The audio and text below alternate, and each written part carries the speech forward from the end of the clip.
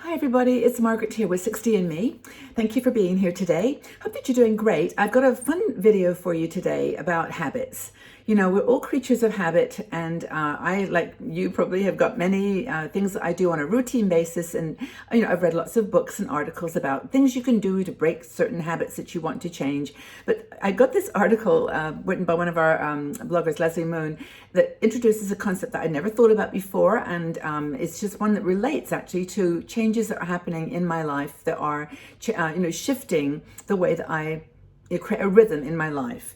And so basically changing just a few simple habits can change the whole routine for your day. Now, there's a book apparently she refers to by Charles Duhigg called The Power of Habit. And in this book, he talks about what he calls Keystone habits. Now, these are habits that when incorporated into the day-to-day life that you live, have a domino effect, and then they actually affect everything else in your life. So in other words, if you can change that one little thing at the beginning, everything else dominoes into place. And I guess I kind of know that and unconsciously, that if I start off, with lack of not very good sleep or a dream or something like that, that can then impact the whole day. But there's other things you do, like for example, eating. If you eat, first thing or whatever, you can eat certain foods. You then create a psychology that sort of ripples through your whole day, through your whole life. I think it's really cool. But the one that she talks about, I'll do that one first, and then I want to talk about just habits in general, because I think that's a powerful conversation. And we had a lot of time the last year to actually work on our habits and to fine tune them. But this one that she talks about is sleep inertia. And this is what happens when you hit the snooze button. Now, a lot of women in our 60s and 70s, 80s, we're not working perhaps as much, and we actually don't need to get up at 8:03 and go and get a bus somewhere or get in the car and drive somewhere. We actually can pretty much get up when we want. And that's, not true to everybody. I know there's a lot of women in our community who are still working, and I love you guys, but me too, but it's all good. The idea, though, that Leslie promotes, and that is in this book by Charles Duhigg, Power of Habit, is if you are the type of person that wakes up with an alarm, because you're used to doing that, you push the alarm and then just go, never mind, I'm just going to go back to sleep, and go back to sleep. You immediately go back into REM sleep, REM sleep, and then that has 4 hours apparently to recover from that. So basically, by pressing the alarm off, snoozing and going back to sleep, or just not getting up, you basically set a precedent for the day that then ripples through everything else that you do. And I never thought about it before, but I don't know, this is kind of sidestepping into a personal situation, but I actually now, and I know a lot of you do too, wake up before 5 in the morning. Sometimes I wake up at 3:30, 4 o'clock. This morning I woke up at 4:45, which is actually very late for me. I normally wake up before 4. But when I do that, when I did that in the past, I normally just pressed an internal snooze button and said, okay, never mind, you can't get up at 3:30 in the morning, go back to sleep. And then I'd wake up at 6 or 5:30 and I would feel groggy and tired. And I would think to myself, I should have just got up, because I would have felt better. And in fact, that feeling that I had about that was true. It's actually something that she talks about in this article, that if you do get up when you wake up, say it's 3 o'clock, whatever it is, 4 o'clock, then you're going to feel better throughout the whole day than if you put your head back down on the pillow and went back to sleep for an hour or 2 hours or whatever. So I've never used an alarm, like a ringing alarm, but I have an internal alarm that all my life, and I play games sometimes, I go, okay, what is the time? It's 4:32. And then it's like 4:34, and it's like, oh, that's cool.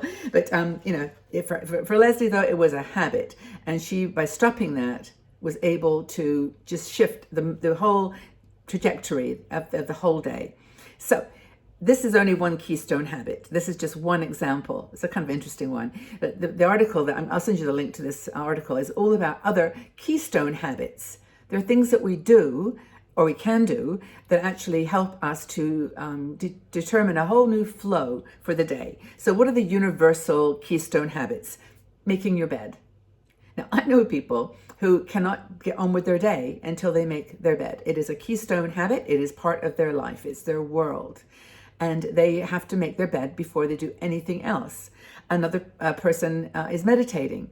Now, I do meditate almost every day, but it's not then I guess it's a Keystone habit. It's not, I don't do it like in the morning or in the afternoon at a certain time. I always just try at some point to sit for 30 minutes or half an hour or 20 minutes and just think and breathe and relax. Sometimes I do it in response to something, like I've got to make a decision or do a video or something where I just need to calm down. I'll go ahead and do that. So meditation, journaling for some people. Some people just love to write in their journal. A lot of people do this first thing. It's almost like a project list or a to-do list, but it's a to-do list at a higher level than just go to the shops, buy orange juice, whatever. It's just, it's just something that you do. Gratitude list is something that a lot of women like to write.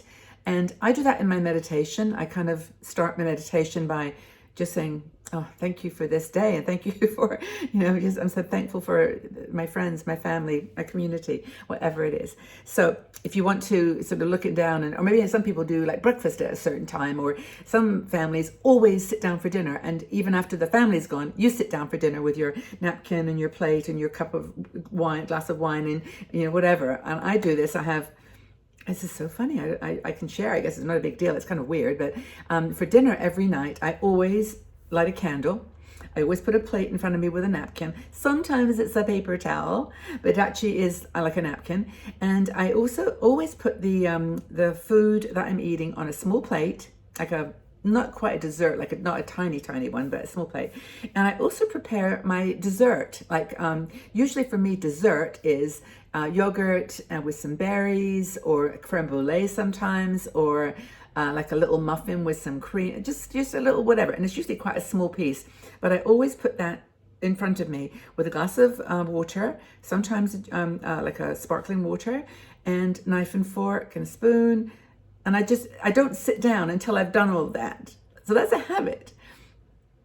Sounds kind of weird to even have shared that, but I'm sure you all have similar things. But the candle for me just sort of is acknowledging that I'm important, that I'm doing it for me. It's precious to eat and share the food, and just not have to get up and down. I don't have any waiter or waitress bringing me food, so I'm like I'm that person. So everything has to be set out for me before I will sit down. So that's a habit. But sometimes it's just sitting down to dinner with your husband or your partner, your friend, and just doing that regularly. Those are Keystone habits.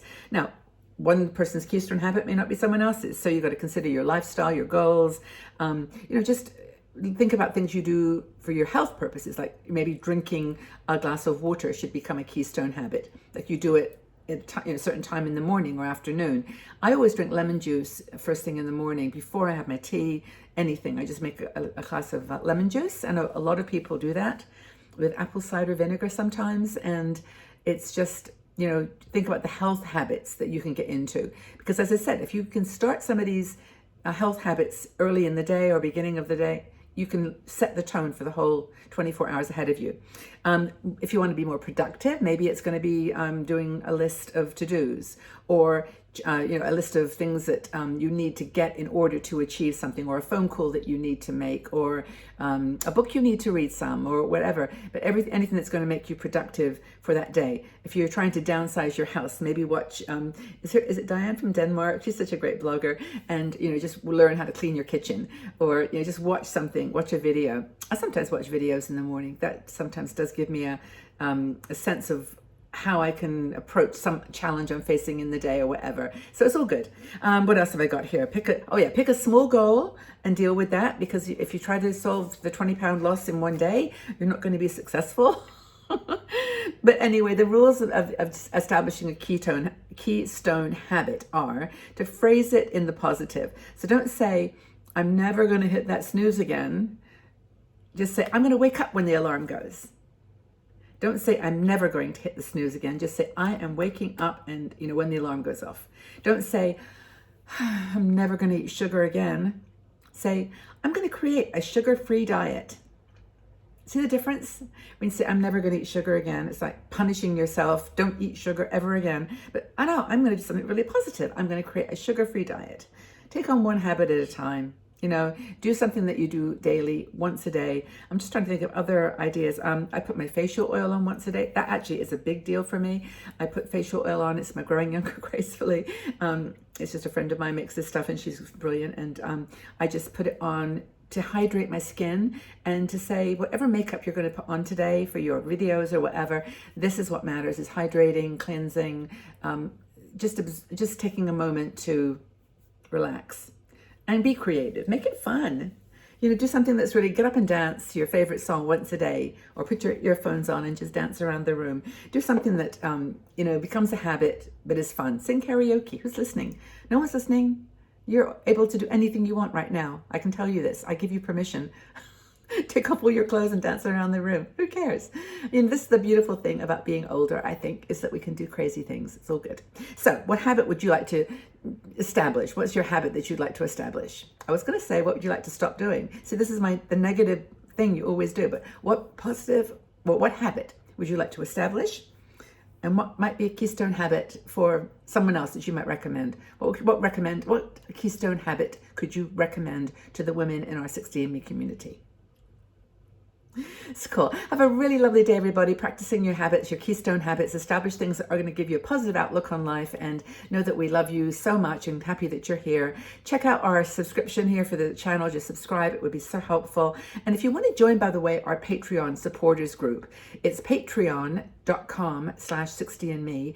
We have live shows 2 times a week where we get together and chat. So really like real life, not visual, but on text. And we have so much fun, and it supports 60andMe at the same time. So check that out if you'd like. Okay, well, take good care, everybody. Have a super day, and we will see you all again soon. Bye for now.